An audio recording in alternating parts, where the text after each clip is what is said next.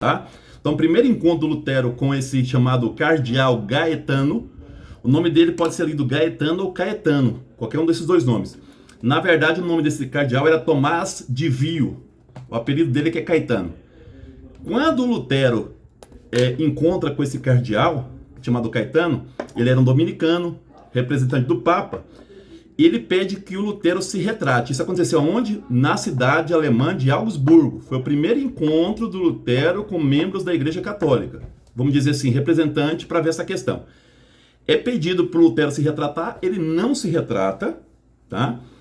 E aí vai então, a igreja pede para o Lutero que ele faça essa retratação, ele fala, não vou me retratar, e ele fica como rebelde, marca uma nova reunião, essa reunião vai acontecer um ano depois, em 1519, numa cidade chamada Leipzig. Nessa cidade, ela foi importante por quê? Porque fica claro que o Lutero, ele percebe, Lutero, que ele pensava diferente da igreja nas questões teológicas da salvação. Isso ele já fica claro na cabeça dele.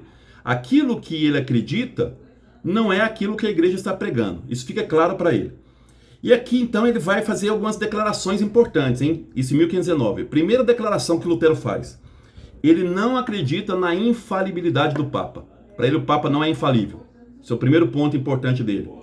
Segundo ponto importante que ele vai dizer, os concílios também podem errar, porque a igreja dizia que tudo aquilo que foi discutido já tinha discutido em concílio, que não ia mais rever essas coisas. Ele fala, os concílios também podem errar, tá?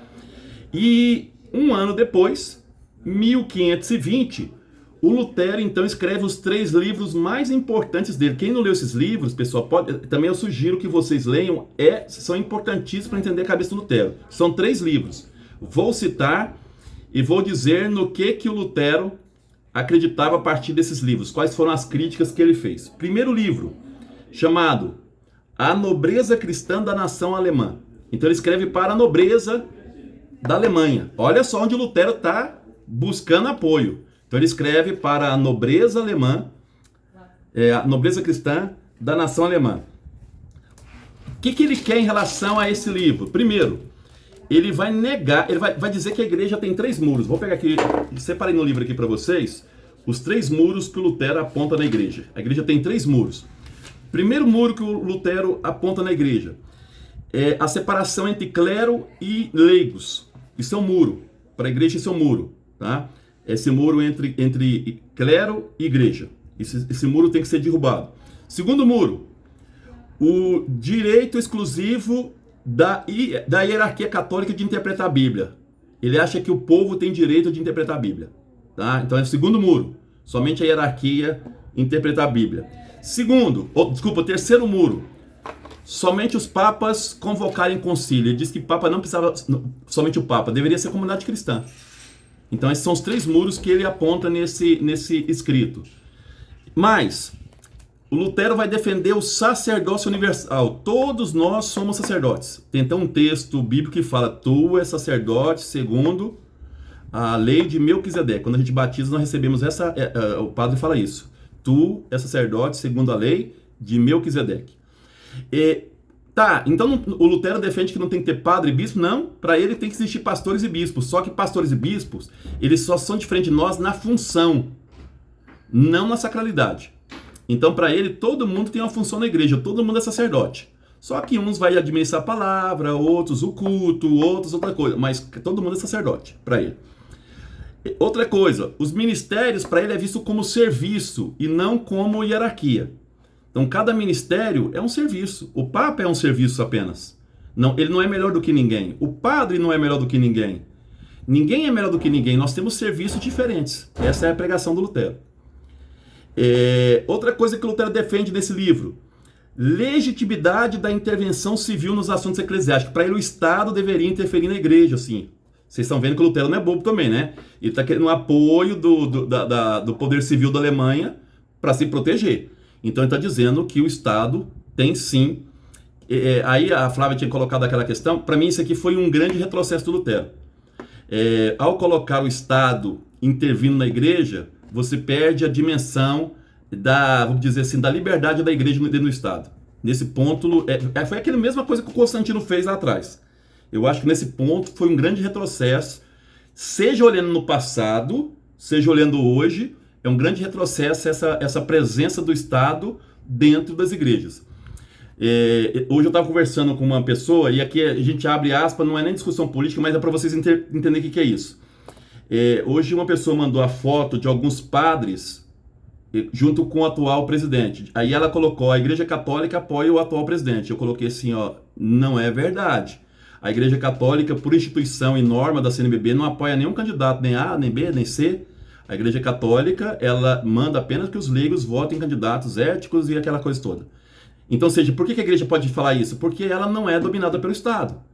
Já quando o Estado, vamos pegar o caso da Alemanha, o Estado ele interfere na igreja, como foi o caso lá do nazismo, do Hitler, ele podia dizer, eu quero o padre tal aqui, eu quero o pastor tal aqui. Era assim que se fazia, e ainda se faz em muitos lugares.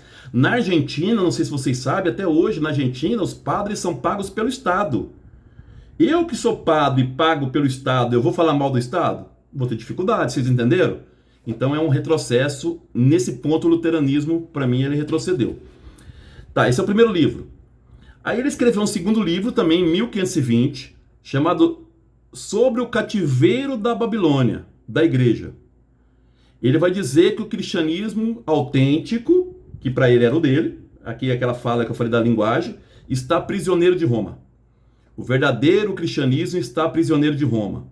Aqui ele vai criticar os sacramentos, ele vai aceitar apenas o batismo e a Eucaristia. Para quem não sabe o que é a Eucaristia, porque quem não é católico, é o momento em que o pão se transforma em corpo e o vinho em sangue, na igreja se comunga. Essa Eucaristia para ele é um sacramento, assim como também o batismo. Então, dos 7 sacramentos da igreja, ele aceita apenas 2. Embora, olha a coisa importante, embora o Lutero, ele usou a penitência até o dia que ele morreu.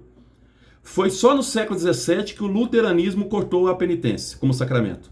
Embora o Lutero... De novo, como que ele considera o sacramento da comunhão, sendo que isso faz parte da missa? Mas a própria missa, ele faz um teatro, um suco não, com pão? Não, o Lutero, lembra que eu falei para vocês, o Lutero, ele celebrou a missa até o último dia da vida dele. Ele nunca criticou a missa. O que o Lutero vai criticar na missa, eu vou falar daqui a pouco, mas vai ser até nisso aqui, é o sacrifício da missa. Ele diz que o padre não faz, porque para os católicos a missa é um sacrifício feito pelo padre. E o Lutero vai dizer que não, que a missa, esse sacrifício ele não existe. Deixa eu só estar entrando aqui o Fabrício. Para o Lutero, ele vai dizer que a missa não é sacrifício, ela é uma celebração dos cristãos, e a função do padre não é transformar nada em sacrifício. Né? Então, na verdade, ele fala em sacramento, mas não um sacramento verdadeiro em si, né? Porque isso daí não é sacramento de comunhão. Na visão da igreja, ele fala de um sacramento, mas no caso da Eucaristia, ele não concorda com a transubstanciação. Deixa eu explicar isso para vocês aqui, até porque dos termos também. No ano de 1215, quer dizer, 300 anos antes do Lutero, a igreja fez um concílio em Latrão, é chamado Quarto Concílio de Latrão. Latrão é na Itália, na igreja de Latrão. E ali nesse concílio ficou definido que o pão vira corpo e o vinho vira sangue. Isso chama-se transubstanciação. É isso que os católicos acreditam até hoje, tá? Transubstanciação. Ontem eu estava na missa, assim, observando um padre, assim, muito interessante, assim, ele levou quase 10 minutos para tirar as partículas do cálice para passar para o outro, porque ele passava o dedo, jogava água, porque cada partícula ali para ele, para a igreja católica, é o corpo de Cristo. Os luteranos, quer dizer, Cristo está de forma real na Eucaristia. E para os luteranos, Cristo não está real na Eucaristia? Está, mas o termo que eles usam é outro. O termo que eles usam é consubstanciação. Consubstanciação. O que significa isso? Pão continua pão, vinho continua vinho, não há transformação, por isso que não é trans, tá? Não é trans. Ele fala assim, come aqui o pão se tem corpo de Cristo. Não tem. Bebe aqui o vinho, vê se tem gosto de sangue. Não tem. Isso para os luteranos. Então Cristo não está na Eucaristia? Está. Para eles é real. Só não há transformação. Mas Cristo, como tinha prometido que estaria com a comunidade, ele está presente, tá? Eles chamam ceia normalmente, só tem essa diferença de transubstanciação e consubstanciação. Nos sacramentos, o Flávio, assim, o Lutero, ele não acredita naquilo que a Igreja Católica acredita, que é ação, a graça presente. Para ele não está, né, essa ideia da graça de Cristo não está ali, mas na comunidade. É a comunidade que torna. Isso aqui é interessante no Lutero. Ele vai dizer que um sacramento é sacramento não é porque existe algo mágico, é porque você crê. Não é porque o Papa faz ou um padre faz, é porque você crê. Engraçado que a primeira aula que eu tive de sociologia religiosa, a pessoa falou isso.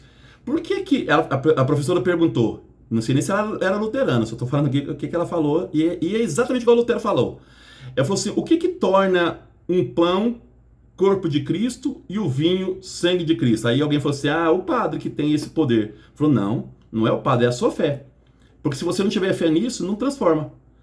Você pode até pisar que vai continuar pão. É a tua fé que transforma aquilo em sangue, é a tua fé que transforma aquilo em corpo. O que faz você acreditar em Nossa Senhora? É o padre que te ensinou isso? Não, a tua fé. Porque se eu falar, por exemplo, o mesmo padre falar da Diana, a rainha cavaleira lá, amazona, você não vai acreditar nela.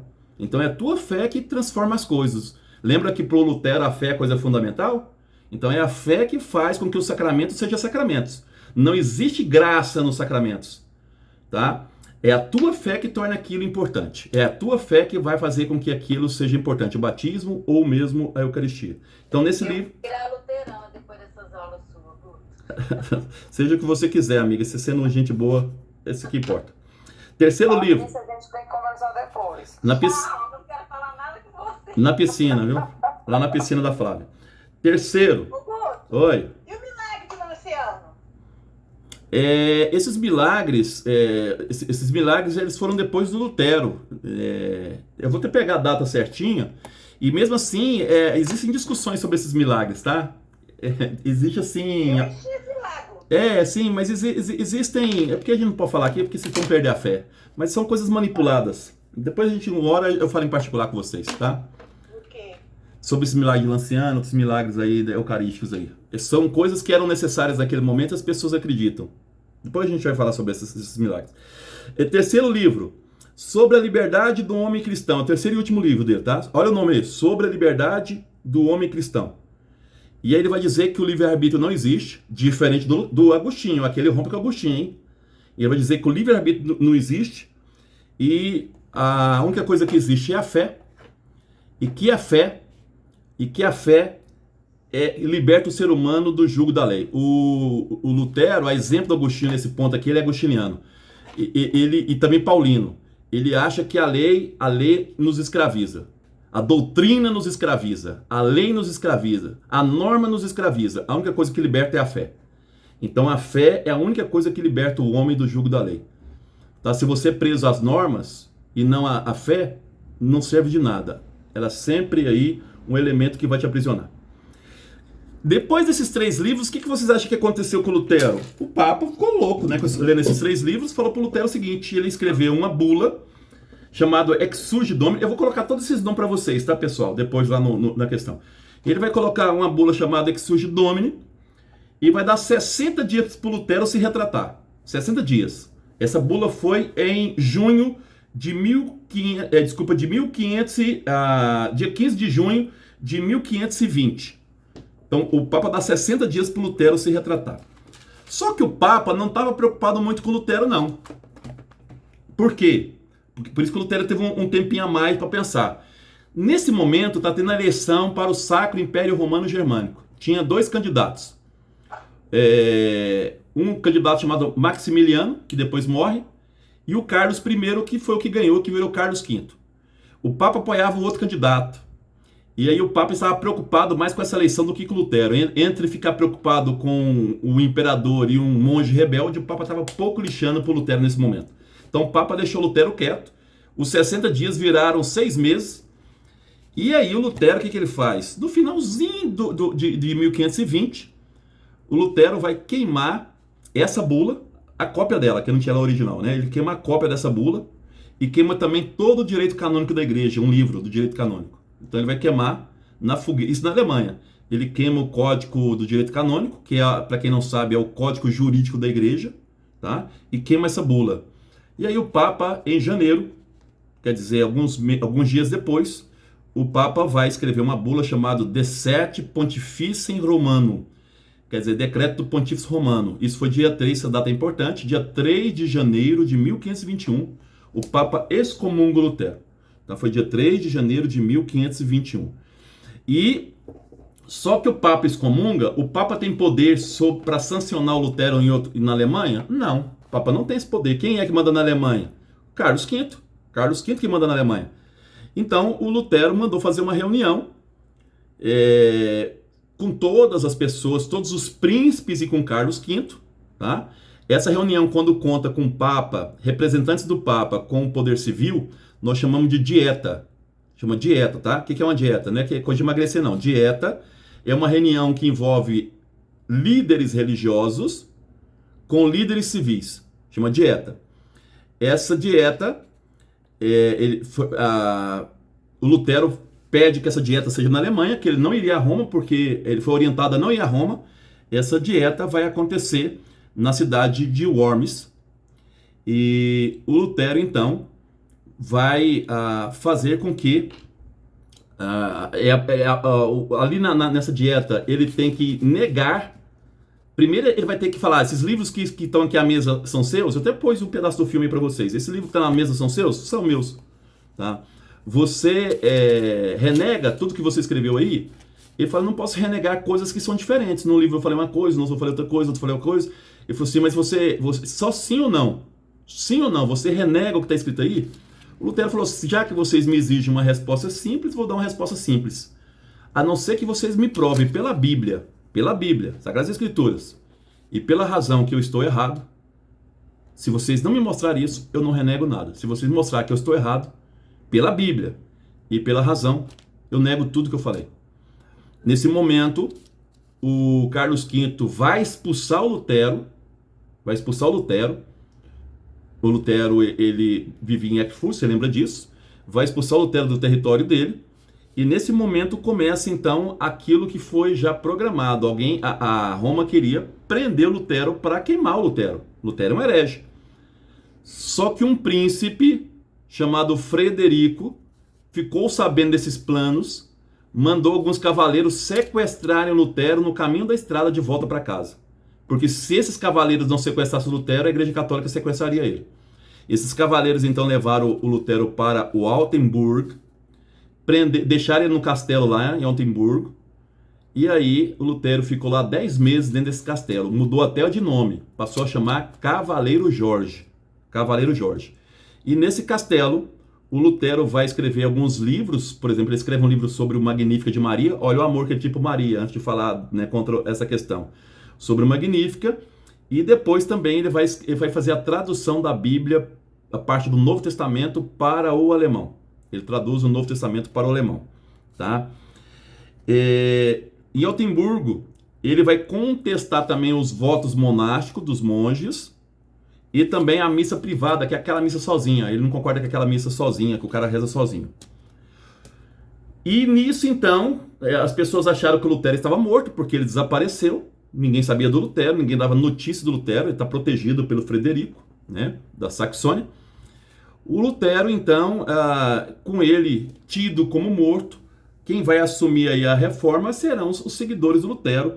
E dois desses seguidores extremamente radicais. Um desses aí é chamado aí de Thomas Miser, o outro de Karl Staud. Eles vão, inclusive, quebrar as imagens dos santos em Wittenberg, dizendo que não se deveria adorar imagem. Aí começa a ideia do iconoclastismo, quebrar imagens, dizendo que não se deveria adorar imagens. Eles vão pedir que as missas para o defunto sejam suprimidas, acabem com as missas para o defunto. Fim da confissão, eles pedem o fim da confissão. Fim do celibato, fim do jejum. Foi o Lutero que fez isso? Não. Tá? Isso aí foram os discípulos do Lutero. Avisam o Lutero desse motim. O Lutero tenta acalmar as pessoas, dizendo que a reforma dele não é para isso, não é essas questões, não é violenta. Mas aí o Lutero ele usou de uma violência. Qual foi a violência? Os camponeses começaram a queimar os castelos, querendo o fim do feudalismo. Eles eram servos dos castelos, das fazendas. Começou a queimar fazendas, castelos. E aí o pessoal, os nobres, culparam o Lutero. Falou, Lutero, a sua reforma, o que gerou? As pessoas estão revoltadas, queimando castelos, fazendas. O Lutero responde o seguinte: queimai esses cães raivosos. Queimem essas pessoas. Eles não têm nada a ver com a reforma, não têm nada a ver com Deus. Então podem queimar essas pessoas. Até hoje os historiadores discutem essa fala do Lutero, porque ela foi muito pesada. Muitos camponeses morreram. A Flávia vai sair porque a filha dela deu uma machucadinha lá e depois ela volta. Então muitas pessoas morreram muitos camponeses morreram devido a essa fala do Lutero, tá bom? Eu vou colocar de novo para vocês lá o link, porque tá pedindo que vai acabar agora a nossa reunião, tá? Vou lá porque a gente tem que falar das coisas aqui ainda. Só um minutinho, eu já vou para outro link. Pode sair desse aqui, tá?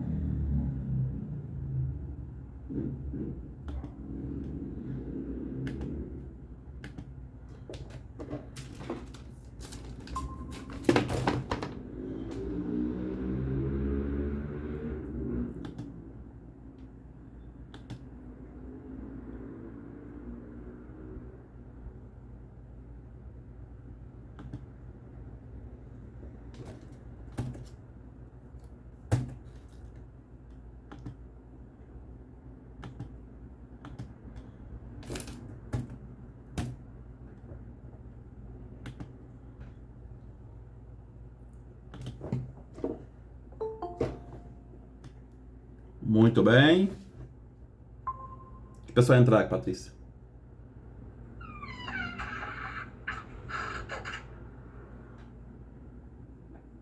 Você já falava logo pra Flávia que você vai ser luterana, ela morre. Nem eu vou atender ela. Vai ser 3 anos de encheção de saco. Você não vai ter desconto mais lá na... Não, nem vai me atender. Oi? Fala o nome do segundo livro que você falou, por favor. Do Lutero? Pegar exatamente como está escrito aqui. O nome dele chama Sobre o Cativeiro da Babilônia da Igreja. Obrigado.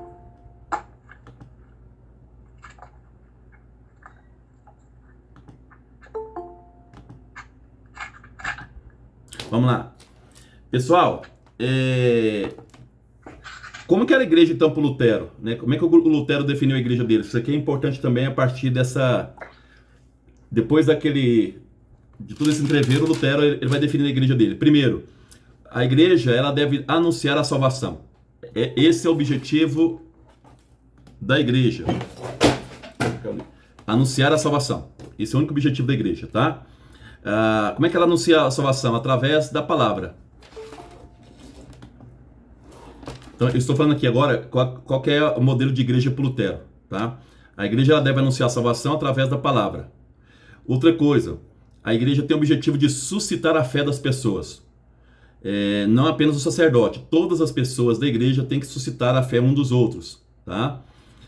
O ministro não passa de testemunho da palavra. Ele não é intermediário entre Deus e os homens, como na igreja católica. Na igreja católica, o padre, o bispo...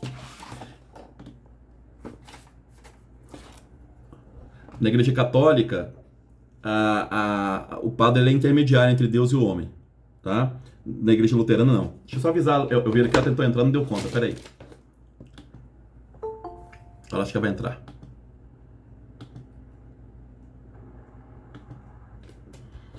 Tá, então a igreja do Lutero, repetindo, deve suscitar a salvação, a fé das pessoas. O ministro é apenas testemunho da palavra, ele não é superior a ninguém. E o sacerdote não é intermediário entre Deus e o homem. Ele não salva ninguém, tá? A única autoridade da igreja, para Lutero é as Sagradas Escrituras. Aí eu quero entrar na última parte da aula de hoje com vocês. O Lutero, o Lutero e o luteranismo, eles se assentam em três pilares, tá? O primeiro pilar é a escritura, sola escritura, somente a escritura. Alguém me perguntou aí como é que é o nome de quebrar as imagens, chama-se iconoclastia, iconoclasmo, quando você quebra as imagens, tá? Iconoclasmo. Então vamos lá. Na época do Lutero, existia uma teologia chamada escolástica. A escolástica achava que era possível usar fé e razão. A razão iluminava a fé. Para o Lutero, não. A razão não tem função nenhuma na fé. Nenhuma. A única coisa que existe é a escritura. Então qualquer um pode ler a escritura? Para o Lutero, qualquer um pode ler a escritura. Não precisa de interpretação? Não precisa. Ela se auto-interpreta. Nesse ponto também eu acho que o Lutero pisou na bola. Porque isso não é verdade. A escritura, para quem faz curso de Bíblia, sabe que é a coisa mais complicada do mundo. Dá para entender. Mas para o Lutero, a escritura ela se auto-explicava. Qualquer pessoa deveria ler a Bíblia. Qualquer um para ele. Não é um sacerdote que vai explicar. A função do sacerdote não é explicar a Bíblia. Não é essa a função. Deus iluminava as pessoas para que elas entendessem. Tá? Então é somente a escritura. Então vamos lá. Escritura é o centro da teologia do Lutero. Tá? Não está na Bíblia, cai fora. Tem que estar na Bíblia. Segundo ponto do Lutero, segundo a estrutura da fé luterana, é chamado de somente a fé, sola fide, só a fé. Para o Lutero, desde o pecado original, ele é agostiniano, você sabe disso, desde o pecado original, Adão e Eva, o ser humano, a natureza dele está corrompida. Então nós nunca vamos deixar de ser pecadores, nunca. Sempre seremos pecadores por Lutero, tá bom? Todas as nossas obras, por mais boas que pareçam a nós, elas são más, sabe? São pecados. Por quê? Porque nós temos uma alma corrompida. Tá? Como é que nós nos salvamos? Pelos méritos de Cristo. Vou ter aquela situação de novo, só a fé. A fé autêntica em Cristo. Foram os méritos de Cristo e a misericórdia de Deus que vai dar a nós a salvação, tá? Deus, ele não cancela nossos pecados, porque nossa alma está corrompida, não tem como, é contra a própria natureza. Mas se Deus então não tem como cancelar nosso pecado, como é que nós vamos ser salvos? Repito de novo, pelos méritos de Cristo, né, pelo sangue de Cristo derramado na cruz. Por isso que os evangélicos têm muito essa fala, o sangue derramado na cruz, o tempo todo eles frisam essa questão. Os méritos de Cristo é o que nos salva, tá? Somos pecadores, isso é uma realidade, mas ao mesmo tempo nós somos justos. Mas que contradição é essa? Somos justos por quê? Por causa de Cristo. Somos pecadores por natureza e justos por mérito de Cristo. Então, ao mesmo tempo, nós humanos somos pecadores e justos. Pecadores por natureza, corrompida, justos por causa de Cristo. Não é difícil a teologia dele, não é até fácil em relação a isso. Tá? É Cristo que nos salvou. Só Ele nos salvou. Eu posso dar esmola para o mundo inteiro. Essa esmola ainda mantém eu pecador, porque eu sou nada diante de Deus. Aquilo que eu acho que é grande, até o Paulo fala isso, né? Aquilo que para o homem é sabedoria, para Deus é loucura. Então, essas coisas estão lá. Esse é o segundo. Terceiro elemento, somente a graça, só a graça. Então, só a escritura, só a fé e só a graça. Aqui ele vai contra o Paulo, porque o Paulo dizia da mediação entre Deus e o homem. A igreja, para o Paulo, é a mediação entre Deus e o homem. O Agostinho vai contra o Paulo de Tarso. Lutero. Para o Lutero não existe nenhuma mediação entre Deus e o homem. É só você e ele. É só você e ele. Não existe igreja institucional, não existe tradição, não existe nada. É só você e ele, tá? Lutero não admite uma igreja hierárquica, tradicional. Para ele, bispos e pastores e eu têm a mesma dignidade, somente tem cargo diferente do meu, tá? E o Papa tem um cargo pior do que o meu, porque tem que ficar preocupado com o mundo e eu não. Ele não aceita o primado do Papa, como eu falei para vocês. A relação do Senhor com cada fiel é a única coisa que ele aceita. Deus se relaciona com cada fiel. O que é a igreja para ele, então? É a comunidade espiritual. Tá? Pessoas unidas pela mesma fé. Eu gosto dessa definição dele. Então, a igreja nada mais é do que uma comunidade de pessoas unidas pela mesma fé. Um dia a Patrícia me perguntou por que a igreja. Eu acho que essa resposta aqui é maravilhosa. Nós somos unidos pela mesma fé. Isso me alimenta. Isso me dá força para continuar. Então, quando eu estou desanimadinho e eu vejo lá a Dona Severina com aquela fé dela, falando, eu não posso parar. a fé dessa mulher me anima a continuar. Então, ou seja, a fé do outro, ela me ajuda a continuar, não parar. Então, a gente está triste e aí o outro vai te dando força. Não é assim também na família? Quando você está triste, conversa com o irmão, com a irmã, fala, calma, vamos lá, vai dar certo. Então, o outro te ajuda, ou com um amigo. Então, são pessoas que se ajudam. Ele rejeita, já falei, a missa como sacrifício. O padre não faz nenhum sacrifício para ele. E negar a natureza... Ele nega a natureza e a eficácia dos sacramentos. Os sacramentos não têm nenhuma eficácia. Não tem para ele. Tá? Então, basicamente é isso. Se alguém tiver alguma dúvida... Então, hoje nós falamos das etapas do Lutero até 1521. Falta a terceira etapa e final que eu vou falar na próxima aula. Tá? Então, até 1521, que foi aí a excomunhão do Lutero. Ele é excomungado da igreja. E ele vai ser, então, sequestrado, um sequestro bondoso, vamos dizer assim, pelo Frederico da Saxônia, vai ficar num castelo, e ali ele vai traduzir a Bíblia, escrever outros livros, e ao mesmo tempo ele vai também fazer, vamos dizer assim, tecer o corpo do luteranismo, né, a doutrina, porque depois a igreja vai perguntar para ele, no que você acredita? Você só sabe criticar? Fala no que você acredita, qual é a fé de vocês? E aí vai ser em 1530, vamos falar isso na próxima aula, 1530, ele com o discípulo dele, chamado Melanchthon. Melanchthon é o braço direito dele. Eles vão escrever, chamada A Fé de Augsburgo, que é a fé dos luteranos. Então ele entrega para a igreja, nós acreditamos nisso aqui. A igreja aceitou? Não aceitou. Mais brigas, até 1555, e eu vou falar isso na próxima aula, tá? 1555 que a reforma vai ser aceita pela igreja católica. E eu vou adiantar, por que a igreja católica aceitou a reforma? Porque o Papa precisava de soldados para combater os muçulmanos, que já tinham invadido a Turquia, e precisava da Alemanha. A Alemanha falou, tudo bem, eu apoio vocês se você nos aceitar a igreja luterana. Então foi um acordo de necessidades, tá? Mas vamos ver isso na próxima aula. Podem fazer a pergunta agora. Vou agora fechar aqui a gravação e vou mandar a gravação intacta para aqueles que não participaram.